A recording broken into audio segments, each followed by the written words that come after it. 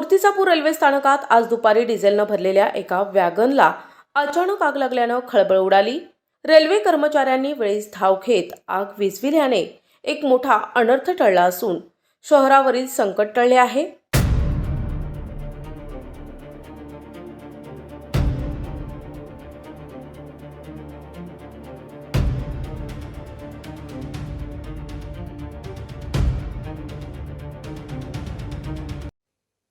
आज दुपारी 3:30 वाजेच्या सुमारास मूर्तिजापूर स्थानकावर उभ्या असलेल्या डिझेल वॅगनमधून आगीच्या ज्वाळा दिसू लागल्या।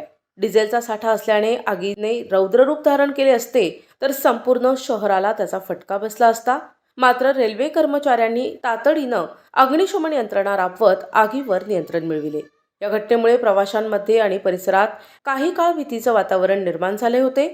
विशेष म्हणजे या गंभीर घटनेवर रेल्वे प्रशासनाच्या अधिकाऱ्यांनी अधिकृत प्रतिक्रिया देण्यास नकार दिला असून आगीचे नेमके कारण अद्याप समोर आले नाही। या घटनेत सुदैवानं कोणतीही जीवितहानी झाली नसली तरी रेल्वेच्या सुरक्षा उपाययोजनांबाबत आता प्रश्नचिन्ह उपस्थित केले जात आहे। प्रतिनिधी अहम रजा, NTV न्यूज मराठी, मूर्तिजापूर।